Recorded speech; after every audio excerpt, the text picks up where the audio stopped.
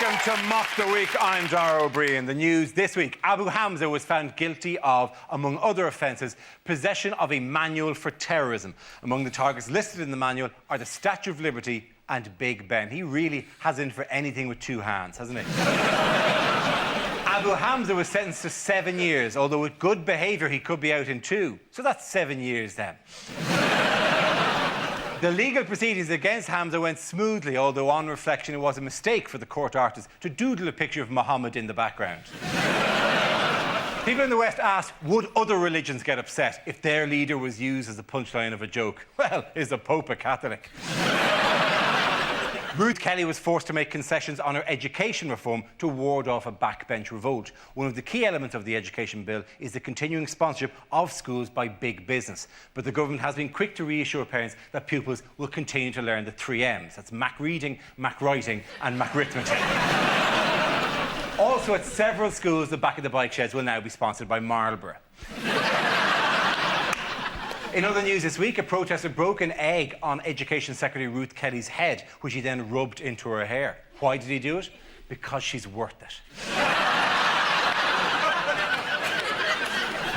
This week, a team of scientists discovered an area of undiscovered jungle in Indonesia. The jungle is home to 40 new types of mammal. So that's 40 different types of testicle that Ant and Dec can now force celebrities to eat. Joining me this week to work through a series of satirical games are 6 of the country's top comedy performers: John Oliver, David Mitchell, Andy Parsons, Frankie Boyle, Hugh Dennis and Sandi Toksvig. Welcome to you all.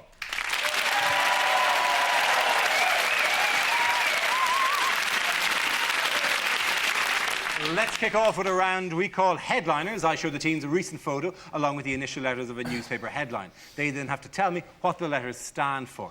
Here's a picture of the tabloid's favourite hate-filled cleric, Abu Hamza. So what does HIFG stand for? Is it, Hamza is failed gynaecologist?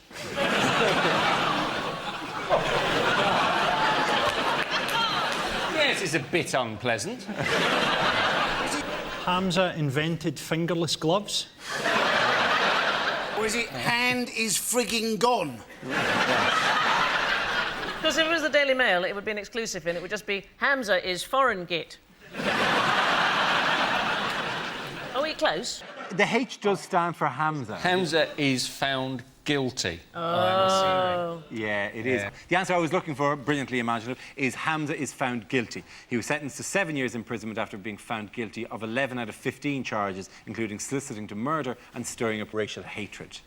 What was found in his home? A dough hook. Yeah. A whisk. He's got a blender and a mixing bowl. They found that encyclopedia, didn't they? Which they did him for because supposedly he was encouraging people to use explosives. Now, I wouldn't take any advice from Abu Hamza about explosives. There's a very good reason he's got no arms and one eye. It classically sounded, it was called the Encyclopedia of Afghani Jihad, and it sounded like one of those part works. You know, where I go, week by week, it builds into a manual of world terrorism. The interesting thing is that his defence team have argued that, in fact, this was a present from his next-door neighbours who gave it to him last Christmas, which was quite insensitive in and of itself. The proof of this is in the inscription, because it just says, "Dear Abu, hope you haven't already got this.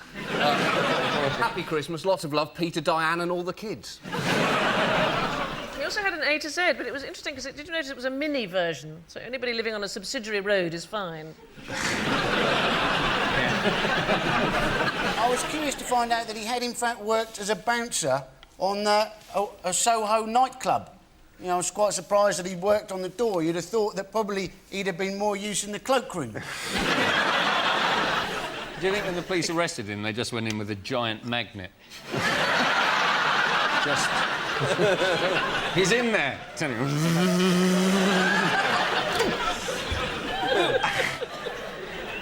Well, surely you wouldn't do that. He'd have gone thunk like that. Yeah, no, you're quite right. Would it be tempting, though, for him? I'm sorry, I know we're going over the top on the whole hook thing, but as he's walking along in the prison, do you think he'd be tempted just to go, as he walks past other cells, going... The thing about going over the top with the hook thing is that we're totally justified, because people who've had their arms blown off are perfectly able to get on the NHS fake arms that, you know, look like arms. But he's gone for a couple of coat hangers out of choice. So, presumably, he thinks he looks rather swanky, and will only take it as flattering that we've chosen to point out, yo, you noticed the hooks, yes. I think they're rather good, the hooks and the eye. Yes, I'm going with that this season. So essentially, we are performing a type of Trini and Susanna, how not to have a hook. Well, I was going to say we were playing into his hands, but, you know, that's... I'm glad I didn't say that. Do you think the judge said to him, the one thing you have got is a leg to stand on? See, I don't want to join in too much because I'm Danish and we've done enough, really. Yeah, you have. Just having you here is causing I know, problems it's quite for us. dangerous. It's a brave statement on behalf. He's also, his real name isn't Abu Hamza, is it? It's something camel, isn't it? It's Gary Glitter. Yeah.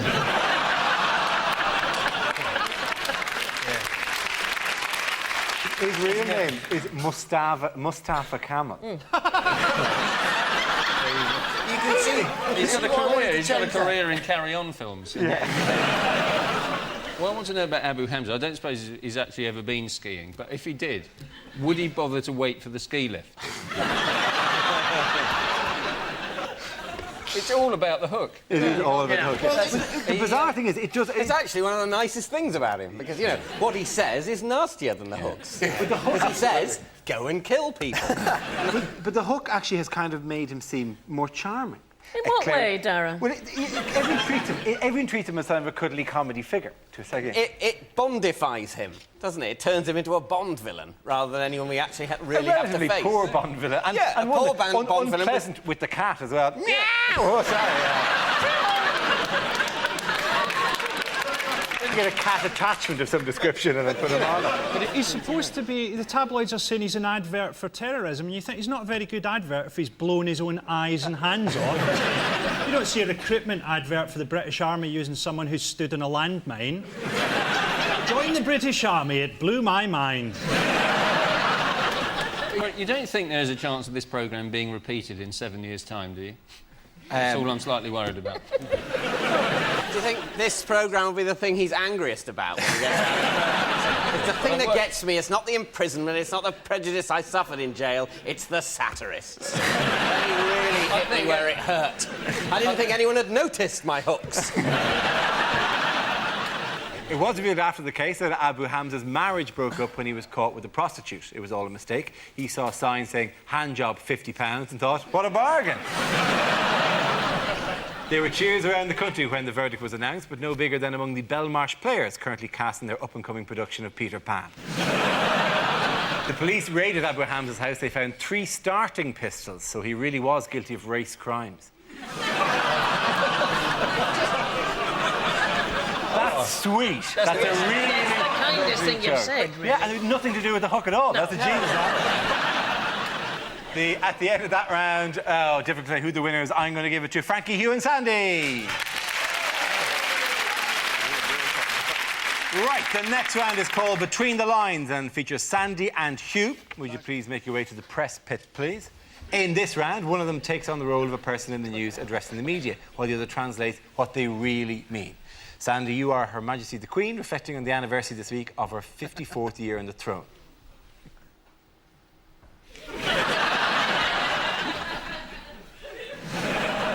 My most loyal and trusted subject.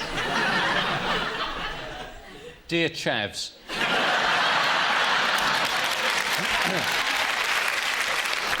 As one approaches one's 80th birthday, one can hardly believe that one has reigned for quite so long.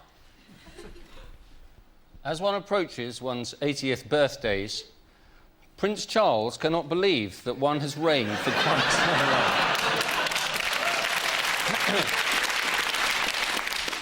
I've tried to be a modern monarch, in touch with all my peoples around the globe. High five, big shout to the Commonwealth posse.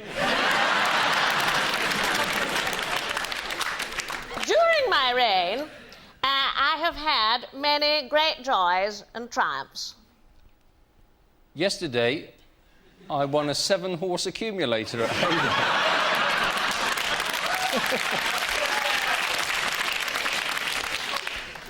also watched the nation change many times for the better. Except for the trains, they're shit. But there have also been times of terrible loss.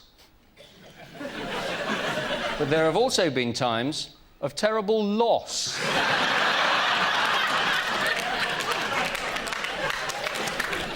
Loss.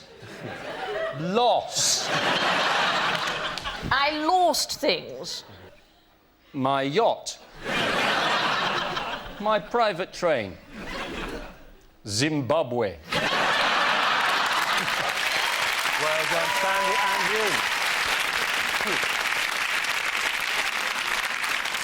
Impossible to declare a winner in that round because, frankly, the two of you are on the same team, so I'm giving the points to this team over here, John, David and Andy. Now we play a round called 360 Degrees of News. This game involves Hugh, Andy, Frankie and John. So if you could make your way to the performance area, please. This is a stand-up challenge. Our random news generator contains a bank of newsworthy topics. We spin the wheel, and when it stops, anyone can step forward and try to make us laugh about the subject it's landed on. If I judge the player's got a big enough laugh, he or she is safe and gets to sit down again. OK, here we go. Let's have the first topic, please. And the first topic is the environment. Who wants to come in on that? John. I, like most people, simply cannot understand why recycling my old tin cans has not sorted everything out. I want a proper explanation. At the very least, I want all my old tin cans back. What are they doing with my cans? We in the West are responsible for this. We consume far too much in the West, but if you want to talk about overconsumption, how about books? Millions of books are printed every year and most of them go completely unread. If we really want to save the planet, we need to return to the art of verbal storytelling. If an author has something that they want to say, they need to jump onto a horse, ride to the nearest village and start shouting. Let's see if Dan Brown has quite so much to say after that. Well done, John. Good job. Let's spin the wheel again. The subject is the royals. Frankie. Why have the royals sent both Prince William and Prince Harry to Sandhurst? What, is there some kind of advanced gayness that doesn't get covered at public school anymore? Do you not think life must be quite weird for Prince Harry? Getting really stoned and seeing your grand's face appearing on your money? I have a theory. A theory about Prince Philip, that he can only die once he's insulted every nation on earth.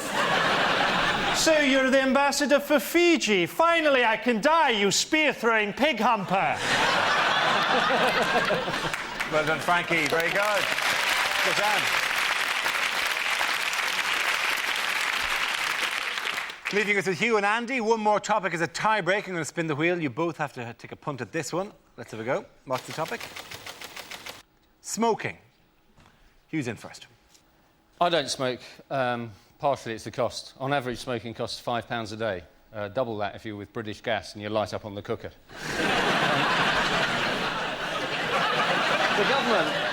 The government have promised a free vote on smoking, but the MPs who want a ban are confident of victory. They're going to walk into the chamber just before the vote and shout, "Fag break."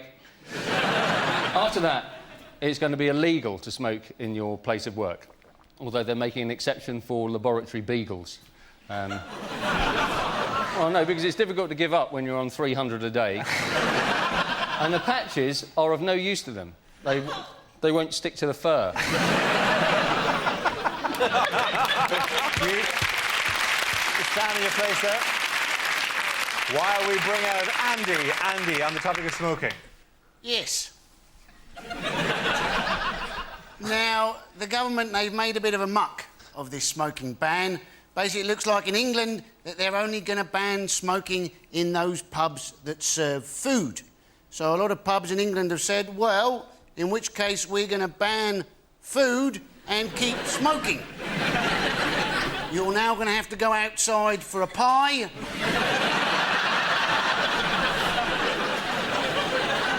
You're going to have occasional eaters nipping outside, trying to scrounge a spare lasagna.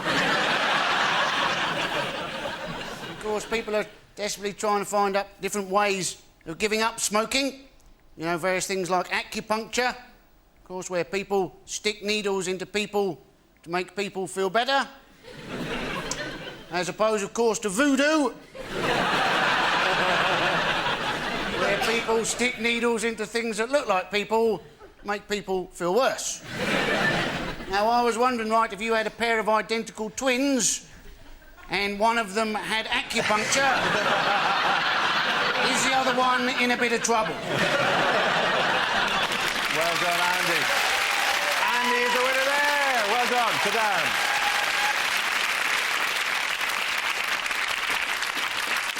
OK, the next round is called If This Is the Answer, What Is the Question? On the board are 6 categories in relation to current events. For each chosen category, I read out an answer and the players have to guess what the question might be. So, Sandi, would you like to choose a category? World news.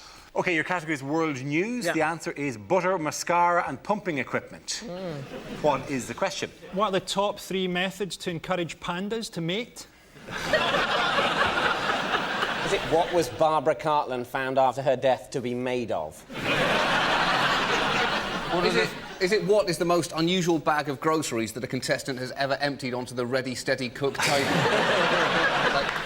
What are the international call signs for B, M and P? Do that. This is Tango Foxtrot calling butter, mascara, pumping. Is it the A-team could bring peace to the Middle East if they were stuck in a room with what items? Is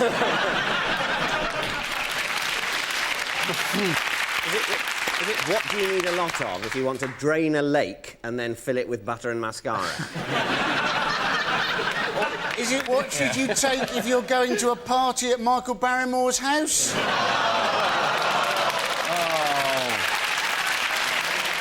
All right. What was for lunch? I don't think you'd need mascara, Andy, pretty boy like you. All right, it's to do with a protest. Let's steer this towards an answer. It's Protest. a Danish thing, is it? Yes, it is a Danish thing. You want to put that in the form of a question? Was it not a question? Is it the this Danish the thing? Danish thing? Is this a Danish thing? Butter, mascara and pumping equipment? Yes. Or is it what are Denmark's main exports other than bacon? Yeah, essentially, the question is what Danish exports are being boycotted in the Middle East after the publication of an offensive cartoon. The growing boycott has hit leading dairy company Arla and pump manufacturers Grundfos, but has also badly affected Danish companies exporting cosmetics, toys and clothes. Is that because they don't need to ban the import of alcohol and bacon? Or is it because they've forgotten? Yeah, Carlsberg, for example, is relatively unscathed by a ban in the Muslim world. I feel terribly sorry for the small boy in the Middle East who needed 1 brick to finish his Lego mosque. But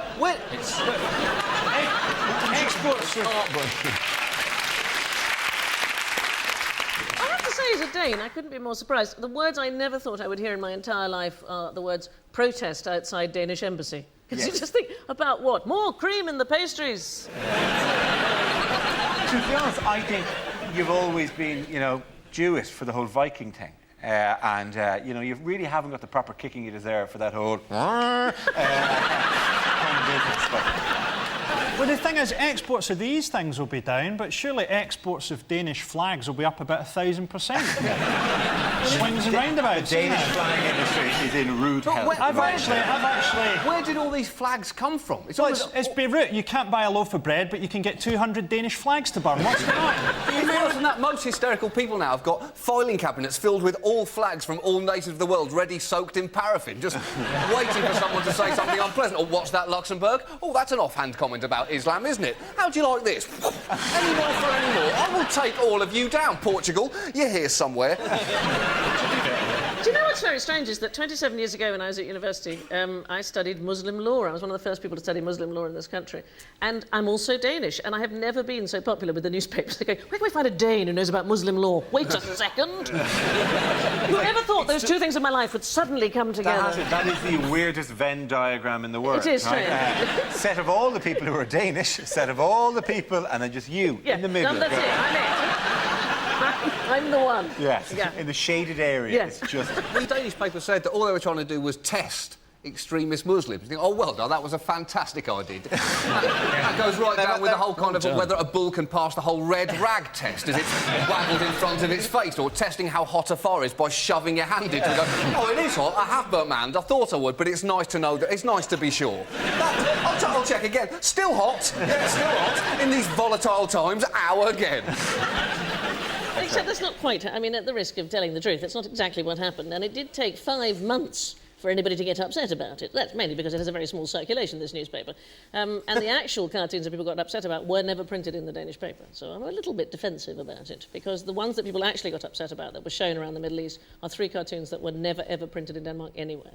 It's tough to explain that to a mob, isn't it, though? It is. Oh, come on, guys. Let's get our facts and figures sorted out. You might as well send out the little Lurpak guy with the trombone going... I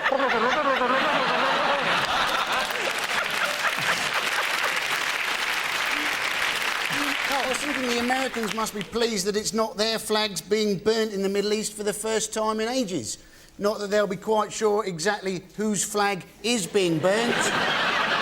Commentators in America going, oh, they're absolutely furious with somebody. We'll get back to you right after this break as to who that is. It's absolutely... It's weird, this flag. I mean, why do people give a damn about... And particularly the Americans give a massive shit about people burning their flags. I just don't understand, because essentially, it's not their flag. You know, if you burn a flag, it's a flag you've bought. It's your flag. I burnt your flag. No, you burnt your own flag.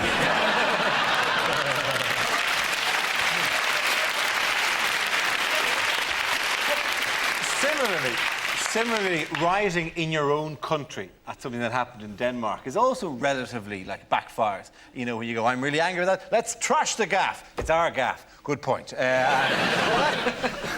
has been the knock-on effect. I mean, the amount of Swiss flags that are being burnt in the Muslim world. That's just getting it wrong. Because the Swiss flag is very similar to the Danish flag, and that's got to get in your tits if you're Swiss, right? The Norwegian embassy... You don't want to get the Swiss angry, because they'll attack! What's happened to the actual cartoonist, though? Does anybody know? Oh, yeah, well, they're not exactly making the... Hi, how are you? They're not on chat shows at the moment going, I'd be the guy with the pen. This is the pen. Thank you very much. Well, presumably he's going to have to hide so hard, he might actually end up finding Bin Laden. Oh, I should have guessed you'd be here on one of the many rings of Saturn, Mr. Bin Laden. He's probably just drawn a picture of a door, and he's gone to it, opened it, and run through it. Who was the most controversial person at the protests in London? Oh, the Omar Rubaiyat Omar Khayyam, or whatever his name was. Yes, yeah. This man here, who dressed as a suicide bomber. Why is he wearing skiing gloves? That's the other thing that interests me. Well, because if the bomb goes, you don't want to lose his hands like Abba Hamilton. It'd just be 2 perfectly preserved hands. Yeah. He caught the train down from Bedford to London. I reckon he had the carriage to himself. Actually, it's not a bad way to stop people sitting with you, is it? It's also intriguing as to... I always think this about... He's got camouflage trousers on, hasn't he, there? So what's he thinking? That he's going to be walking along, no one will be able to see his legs? How's that? So people will be going, oh, what a shame, that disabled person can fly! He seems to be floating.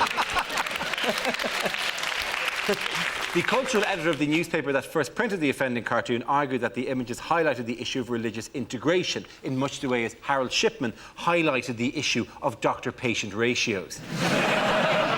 I think the points in that round go to John, David and Andy. Yay.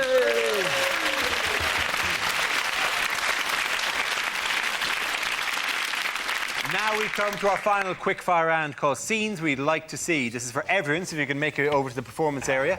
I call it ideas for scenarios we'd love to see, and the performers come in with their suggestions. OK, here we go. The first subject is unlikely things for a Winter Olympics commentator to say. Points off the Danish team for exploding. And he's fallen over! I love it when they do that! That's the best bit! And now the 4 words that no ice dancer ever wants to hear. Release the polar bear.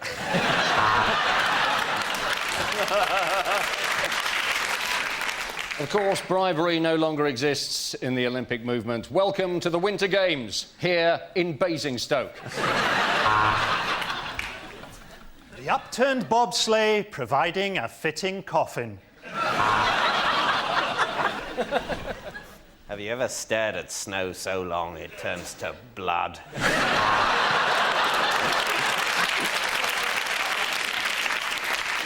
My goodness, the band must just be fed up with playing the British national anthem.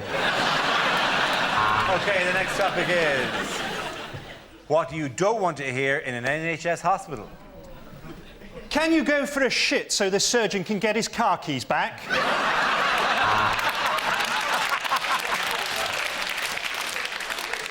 There's been the most hilarious misunderstanding during your vasectomy. MRSA, yeah, I think they tried to give me a credit card. The face transplant's gone well. I think you look better as a black man.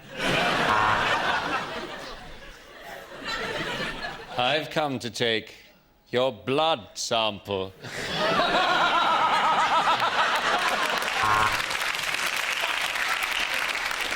Now, you're sure you had legs when you came in? The next topic is... commercials that never made it to air. Fed up with an untidy toolbox? Buy the Abu Hamza multi-tool.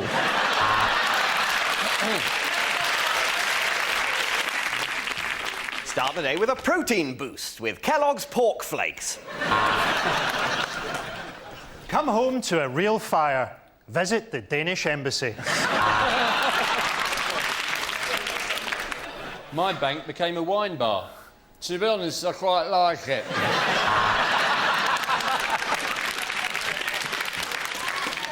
The Indonesian children who made these trainers know that if they miss a single stitch, their family will be beaten with sticks. That's how we can guarantee you quality. Use Vanish, like me, Sol Campbell.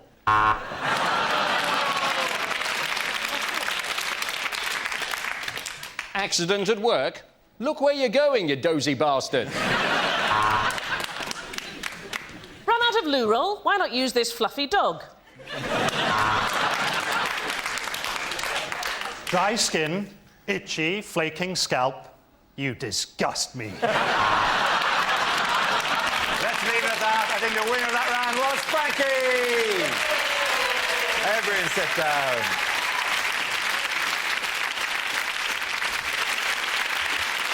That's the end of the show. This week's winners are John Oliver, David Mitchell and Andy Parsons. Commiserations to Frankie Boyle, Hugh Dennis and Sandi Toksvig. Thanks for watching. We'll see you next week. Good night. Well, dodgy commercials that actually did get to air are heading your way over on BBC One in about 5 minutes. We've got exclusive interviews with Pink Floyd after Newsnight here on 2. The Dark Side of the Moon is the classic album at 11:35. And on BBC 3 at 11, Douglas Henshaw stars in the award-winning Lawless Heart. Their British film season continues in half an hour.